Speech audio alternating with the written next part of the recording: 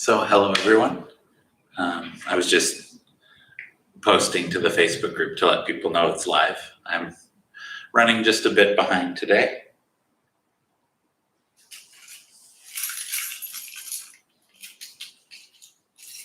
We'll get started shortly.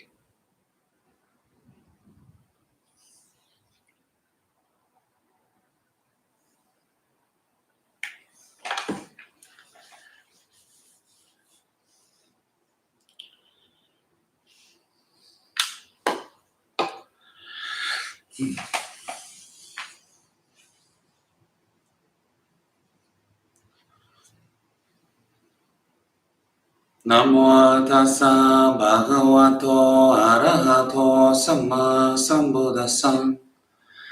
Namo tassa bhagavato arahato samma sambuddhassa. Namo tassa bhagavato arahato samma sambuddhassa.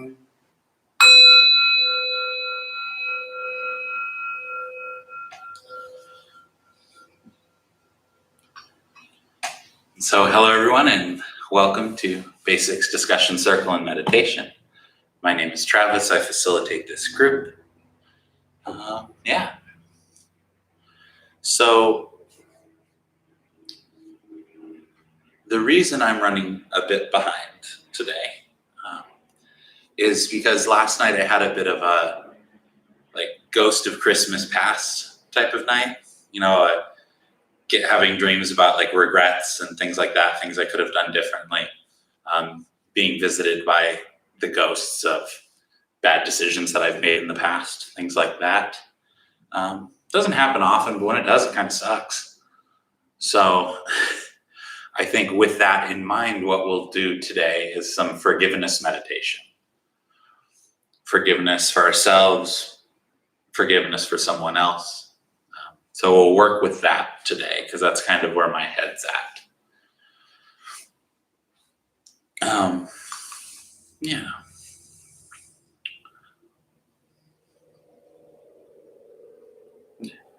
So a few things with forgiveness practice before we get started is we're not trying, with this practice, we're focusing on the feeling of forgiving ourselves.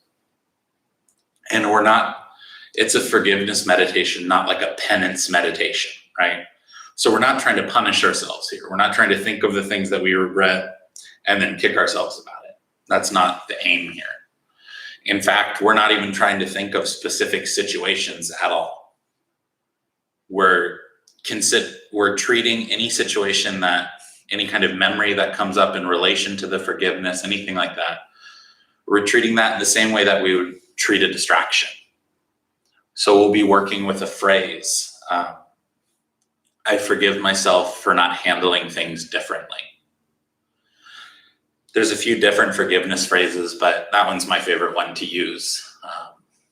But if you get into forgiveness practice, it can be really beneficial to look into other phrases for forgiveness. But just stick with this one for a while. And when you get into forgiveness practice, when you're experimenting with phrases, you want to pick one and stay with it for a while. Let it do its job. If you're constantly shuffling through, you're not really going to get much benefit from it. You're not going to let it seep in. So, yeah. So the way that we treat a distraction, when we're saying I forgive myself for not handling things differently, and then we start to get pulled into the storyline of that one time we did that stupid thing. What we want to do is we don't want to push it away, but we also don't want to grip onto it. And typically when we say releasing distractions, people think of that as a pushing away or trying to push it out of mind. But this is gripping onto, this is pushing away, this is letting go. So there's a real big distinction there. There's a big difference between doing that and just doing that. So maybe that's a little abstract. Maybe you'll see more of what I mean when we get into it. But basically, anytime we're pushing something away, it always reminds me of those like inflatable bowling pin shaped clowns. I don't know if when you were little, if you ever saw one of those or played with one of those. And it's like a punching bag. You'd punch it and it'd pop down and then it'd come back up. And if you weren't paying attention, it'd come back up and it'd bop you. And that's kind of what happens in meditation when we try to force things out of mind. We try to push things out of mind, as opposed to simply not getting invested into them, stepping back a bit instead of pushing away, and just being able to acknowledge that it's there, but not getting invested in it. So that's what we'll be working on. Of course, we'll get invested in it 1,000 times in the next 20 minutes, and hopefully we'll get disinvested from it 1,001 times. So, yeah. With this practice, if at any point you feel tears coming, tears starting to form, don't hold them back, just let them go. It's kind of evidence, validation that this practice is working. When these tears come, it's because we're releasing patterns of emotion, we're releasing emotional blockage. And the primary way that we release emotional blockage when it gets loose is we cry. So if you feel tears coming, just let them flow. Try not to tense up around them. Tensing up around them resuppresses the emotion, resuppresses the experience, and hampers this practice. Yeah. So basically with this practice, what we'll be doing is a cyclical process of stating that phrase of forgiveness, noticing how it feels for the body, seeing if we can soften into that feeling, if we can settle into that feeling. And then when we notice we've become distracted or the body starts to tensen up again, we can restate that phrase of forgiveness, that I forgive myself for not handling things differently. And we can just continue to repeat this process of stating, checking in, relaxing. Yeah. So with that, we'll get started. And if at any point it gets too overwhelming, I always say with the forgiveness practice, you want a little bit of discomfort. The bit of discomfort means that it's working. You know, we're tackling something that we don't normally like to look at, our own regrets or resentments or whatever it may be. So there will be a level of discomfort. Sometimes that level of discomfort will get pretty strong. But sometimes that level of discomfort can get to the point of being unbearable. If it's unbearable, just return to the breath, return to relaxing. Notice where you're seated, feel contact with your seat, things like that. And then if you feel able, you can return to the forgiveness. If not, stay with the breath. So with that, we'll get started.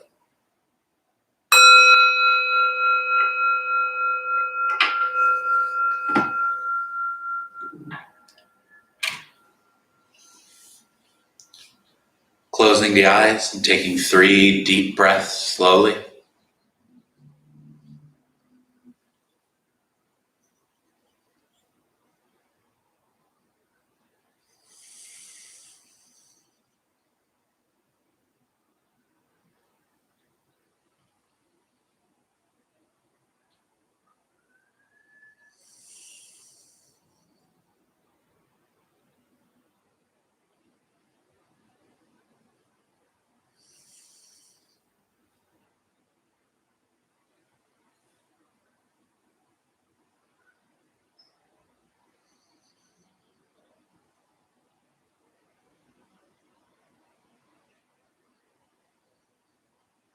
Noticing if this deep breathing feels good. If it does, you can keep on breathing in this way. If it doesn't, you can switch things up. Maybe even deeper still or more shallow. In long, out short, or in short, out long. Just noticing what really feels good for the body in this moment. And once you find a rhythm of breath that does feel good, just maintain it for a while. Allow it to nourish the body for a bit.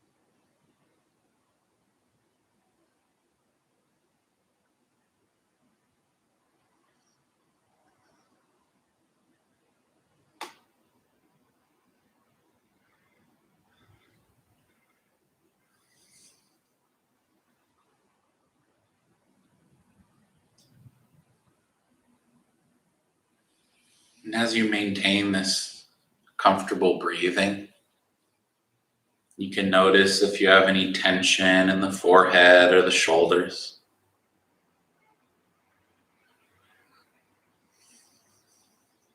Just see if you can consciously relax this tension all the way through the in-breath and all the way through the out-breath.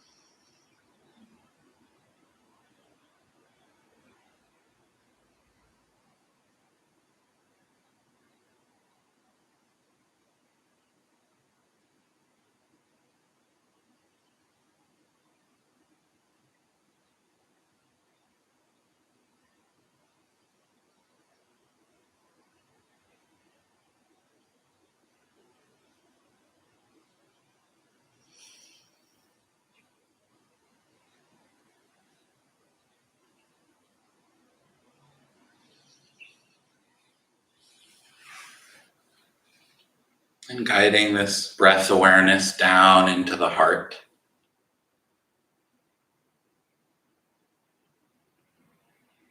Noticing if there's any tension in the area around the chest or the heart, any sense of tightness or constriction, and see if you can dissolve it away using the breath, bit by bit.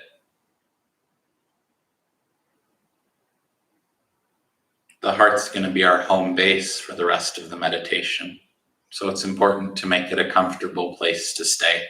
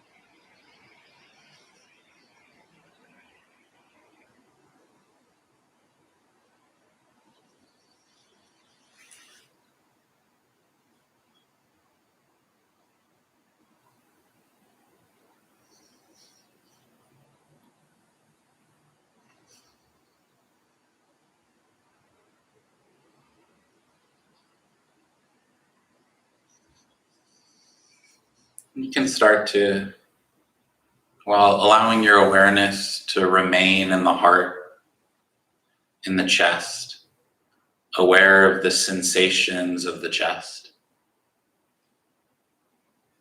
You can allow the breath to slowly fade into the background, where the sensation of the heart itself becomes the focus point of the meditation. The breath will still keep going in the background, but we remain focused here at sensation of heart.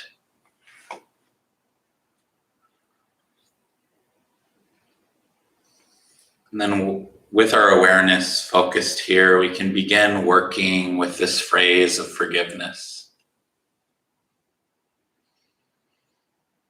Thinking, I forgive myself for not handling things differently. Noticing how that phrase feels in the chest, feels in the heart.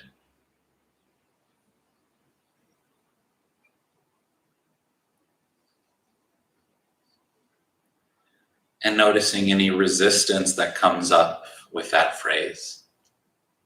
And seeing if you can soften into that resistance.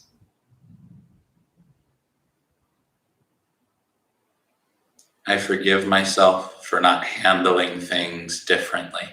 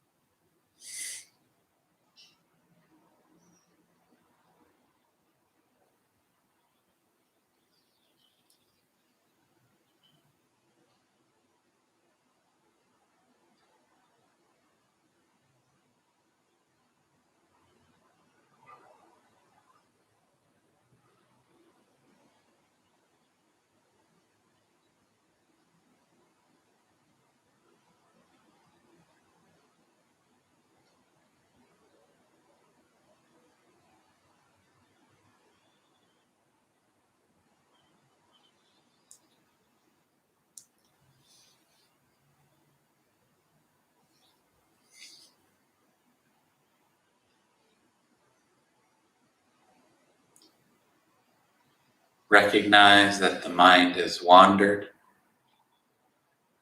maybe lost in stories of blame or regret.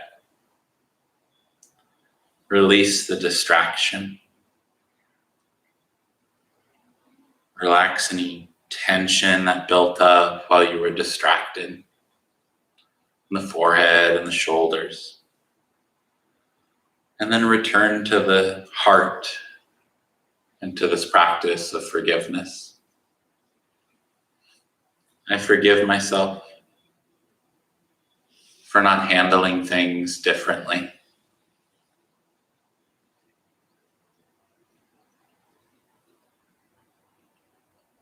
Maybe even allowing a gentle smile to rest on the face and create a positive feedback loop.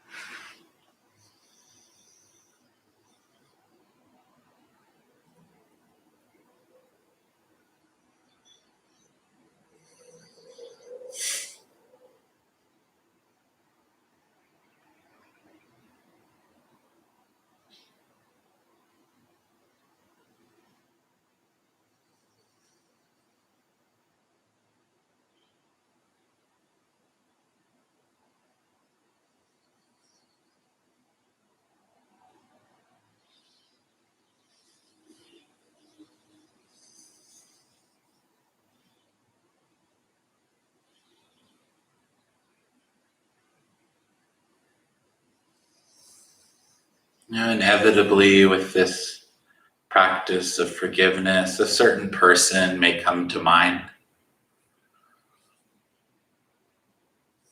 If you don't know why this person came to mind, there's no need to figure it out. If you do know why this person came to mind, there's no need to dwell on it. When this happens, you can simply make them the object of your forgiveness. Holding an image of them in the heart, establishing that gentle smile on the face, and extending this wish of forgiveness to them as well. I forgive you, and you can think their name, for not handling things differently.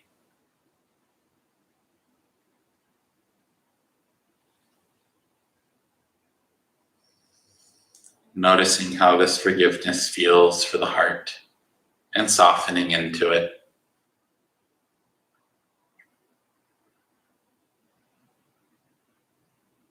I forgive you for not handling things differently.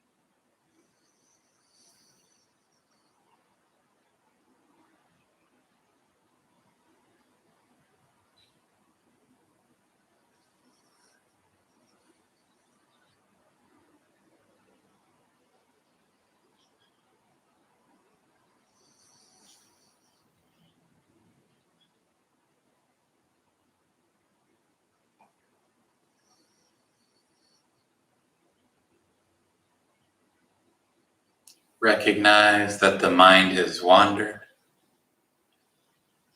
Release your grip on the distraction. Relax any built up tension in the forehead or the shoulders. Reestablish that gentle smile and return to forgiveness. This time shifting the visualization slightly, imagining this person forgiving you in return. Hearing them say, I too forgive you for not handling things differently. Noticing how it feels in the heart to receive forgiveness. I too forgive you for not handling things differently.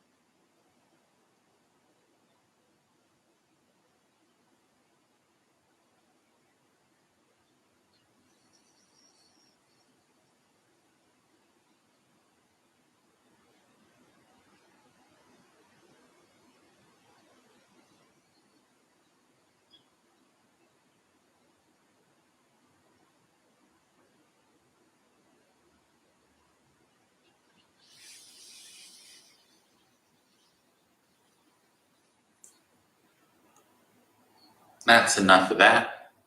Sending this person on their way and returning to the sensation of breath just for a few minutes. Softening the forehead and the shoulders and all the way down through the body.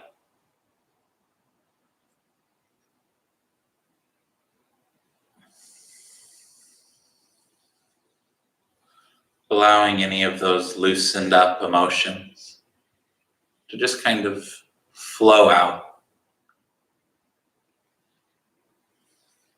be washed away down the body,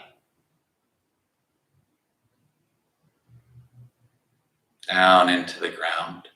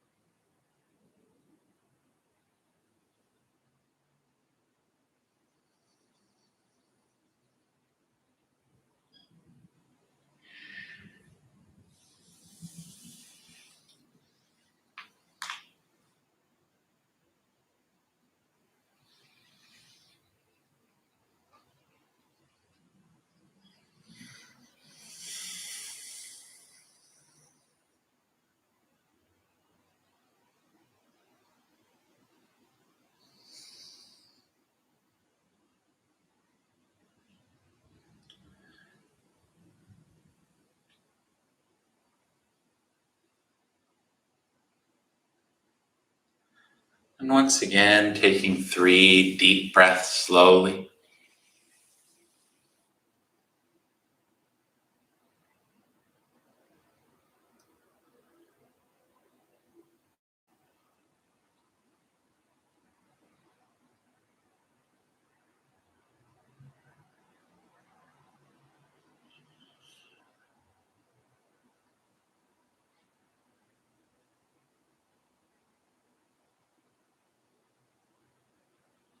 Slowly opening the eyes and stretching if needed.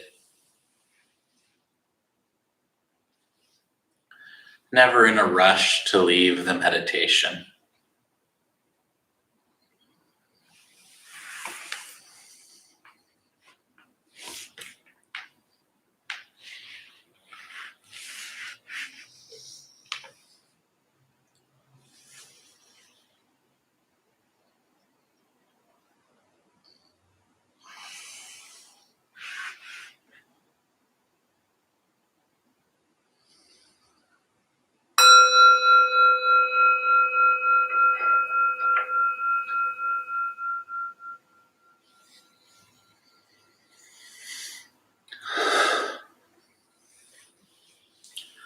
Well, that was, I felt really needed for me.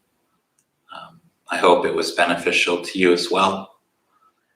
As always, I'd love to hear in the comments if you'd like to share how that experience of meditation was for you, whether you found it enjoyable or stressful.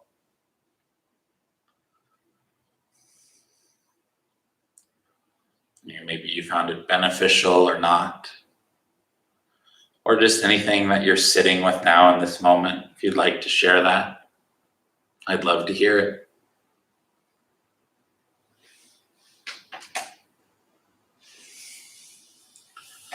Oh.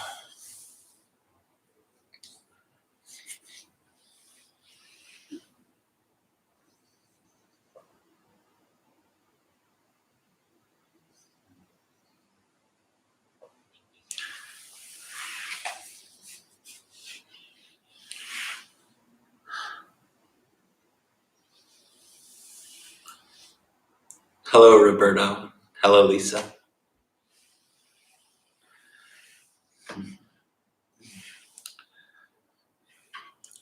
So, what was interesting about this meditation for me was this last night, as I had mentioned in the beginning of the class, I had a bit of that ghost of Christmas past experience, which happens every once in a while. And what was really interesting was that I had that experience, but right before that experience, I had a dream, one of my favorite kind of dreams. I think one of most people's favorite kind of dreams, a flying dream. And what was really interesting about that is typically with my flying dreams, they're not that exciting. I'm maybe like a few inches off the ground, just kind of floating around. I'm not like soaring or anything like that, right? And I'm not traveling fast either or anything. But this one was very much a traditional flying dream where I could fly around, I could swing off of things and fly. It was really interesting and it was really freeing. And then that dream ended. And then the following dream was of these past situations. And it wasn't the situations in particular, but it was a couple of people who were involved in those situations. And what was interesting was in the previous dream, I was able to fly, I was able to lift things that were crazily heavy, all this kind of stuff, right? And to me, I guess in my mind, that's freedom. That's like my brain saying, oh, this is freedom. You're totally free right now, right? Not weighed down by gravity, not weighed down by restraints, anything like that. And then when the second portion of the dream starts of kind of getting visited by these two people who I've had past situations with, and then no longer being able to fly, and kind of seeing them be like, look at this cool thing I can do, and like trying to throw a pillar and it wasn't liftable, so all of these kind of this freedom got smashed down by the kind of remorse and guilt that I have around that situation with those people. And what's really interesting about that is it shows the real weight that this remorse or resentment or anything like that can hold on us, and how it really does prevent us from having a deeper sense of freedom. So when we're working on this forgiveness practice, we're not just forgiving someone for the sake of forgiving them. It's also a gift we give to ourselves. It's a freedom that we give to ourselves. Because whether or not we have some story of this person deserving to be forgiven, which is just ridiculous to start with, the real benefit is on our end. This person doesn't know that you've forgiven them unless you reach out to them. More than half the time, that's not really that welcomed. But it's a benefit we give to ourselves. It's a freedom we give to ourselves. So it's not a matter of whether they deserve our forgiveness or not. It's that we deserve to forgive them, because it's just weighing us down. It's impeding our freedom. It's shackling us. It's chaining us up in this resentment. So with this forgiveness practice, we try to break those chains. We try to free ourselves. And that's what's really beneficial about it. For me, with this practice, the most beneficial part was the very last bit, where I imagined one of the people, because you really should only focus on one at a time with this, one of the main people, and him forgiving me. That, to me, sometimes that's not the most beneficial, but this time it was. And I think one of the reasons it was so beneficial this time is because in the dream, part of the dialogue in the dream that I had was me thinking, because it was basically that they came to visit me. And part of the dialogue was me in my head thinking, oh, they're here because they want me to forgive them, right? Even though that's not consciously how I view that situation. I view that situation of having about equal parts of blame, but apparently not, because in that subconscious or in those recesses of the mind, I was the one that deserved, or I was the one that was worthy of giving them my forgiveness, blessing them with my forgiveness, right? So, and that's just kind of how the mind works. So what was really interesting was that last portion. What I really wanted was for them to forgive me, but there was pride there was ego there in that dream that didn't let me see that. So even though in that dream I was aware that I was dreaming and I was trying to interact and see what would come out of this interaction, I wasn't able to get the benefits of that interaction because I got in my own way. So with this last portion of the meditation, imagining them forgiving us in return, I think was so powerful because first I forgave them and then they forgave me in return. And that's kind of what I needed out of that dream. But because I didn't get it in that dream, I also didn't get much sleep. So yeah, that's kind of what I was sitting with it. We have something here. Sherry shared, I did this meditation with you once before, and now the phrase, I forgive myself for not handling things differently, comes to me when I am in a loop of regret. It helps stop the cycle of rumination. That's awesome. I'm really glad to hear that. That's really that's really the objective of this type of meditation. And it's awesome that you just did it once before and it stuck with you like that. Just imagine if you did it daily, how much of a benefit it would be. Yeah. And it's really, in any of these practices, it's giving ourselves that space, right? So with like breath meditation, it's giving us the space between something happening to us and our reaction. Because we get used to this breath meditation of watching things rise and fall. All things rise and fall, including our reaction to something. It rises the second it happens and then it starts to drop. But if we're in the state of reacting when it's at its peak, it's never skillful. But through breath meditation, we can learn to go from a place of reacting to a place of responding. Something happens, we have that peak happen, but we can take a couple breaths and wait for it to come down a bit, and then we can respond more skillfully. With this forgiveness practice, we have, typically it's in our own mind, it's not things that are happening to us with interactions with others. The resentment and the forgiveness comes into play like a couple hours later after that interaction, and weeks and years later. But with this practice, we have internal stimuli come up, regret comes up. And regret does tend to cycle like this. So with this kind of practice where we're very much practicing that a regret comes up, we acknowledge it, we return to forgiveness, we don't feed it. We acknowledge it's there, but we don't feed it. So that's wonderful that you had that experience. Lisa shared, I really appreciate this meditation practice. I've been attending loving kindness on Wednesday nights, and it really resonates. Wonderful.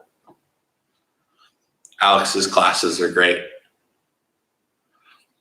Loving kindness was, when I first started practicing, it was my main practice, and for a few years it was my main practice. And it is a really beneficial practice to have. And then when I found this forgiveness practice, I almost wish that I had done the forgiveness practice first, because it helps to clear up a lot of the stuff that tends to get in the way when we're doing loving kindness. It kind of directly addresses certain qualities of mind that get in the way when we're doing loving kindness practice. So I found when I started doing it, it greatly, having both of those practices, it greatly improved the effectiveness of the loving kindness, because it helped me experience more of a genuine sense of self-love when I'm not weighed down by all this regret. So they definitely, the forgiveness practice and the loving kindness practice definitely resonate with each other. And forgiveness, in certain schools of Buddhism, forgiveness is considered a prerequisite or a sub-factor of loving kindness. Because you've got those 4 heart practices, which I won't get into because there's a chance Alex did yesterday or will next week, but you got those 4 heart practices of loving kindness, compassion, empathetic joy, and equanimity. And then this forgiveness kind of falls within that loving kindness or that goodwill. So, yeah. Does anyone have any questions about Buddhism in general or any of the topics mentioned tonight?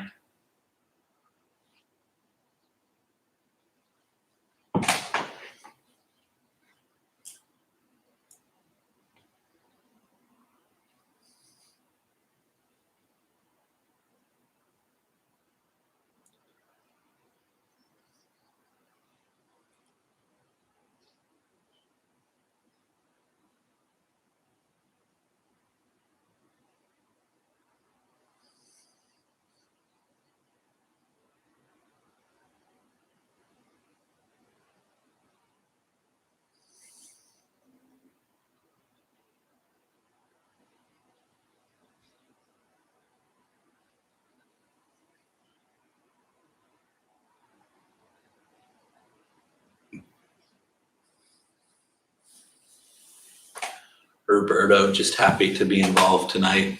Happy to have you involved tonight. Oh. I don't do forgiveness that often because it's not the most universally enjoyed meditation. But in my personal opinion, it's one of the most beneficial meditations. It's a bit like, I kind of want to say like the Brussels sprouts of meditation, but I actually love Brussels sprouts, so it doesn't really work. But it's a bit like that healthy food you don't want to eat, but it's really good for you. Maybe it's not the most enjoyable experience, but you feel better afterwards. Yeah.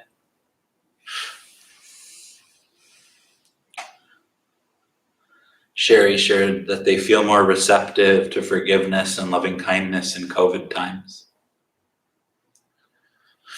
These times that we're living in right now definitely are a really powerful opportunity to practice. The way the world is right now gives us lots of opportunities to generate loving kindness and lots of opportunities to sit and work with resentment. So, yeah.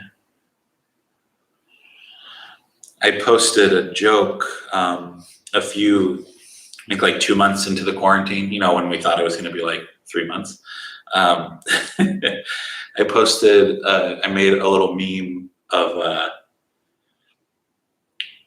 mandatory lockdown, and it was going like that, and then mandatory meditation retreat, and that's kind of how I viewed it, at least for the first while. It gets harder the longer that it just never ends, but for at least the first 6 months, I viewed it as a bit of a meditation retreat because there's not a lot of places to go or a lot of things to do.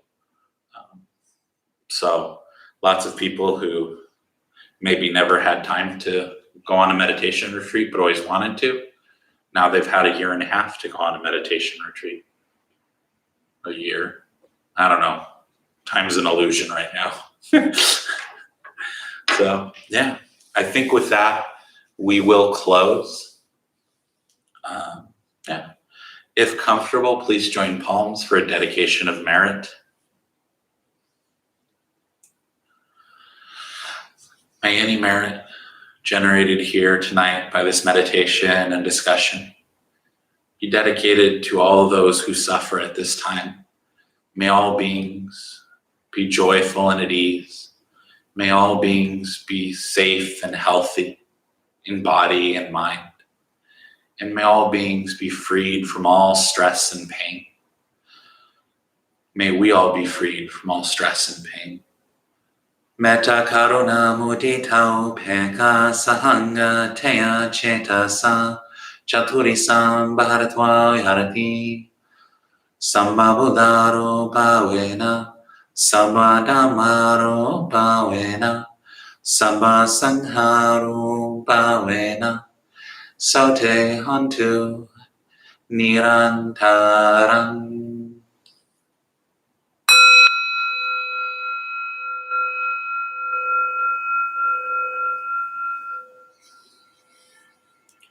Good night, everyone. It was great sitting with you all tonight.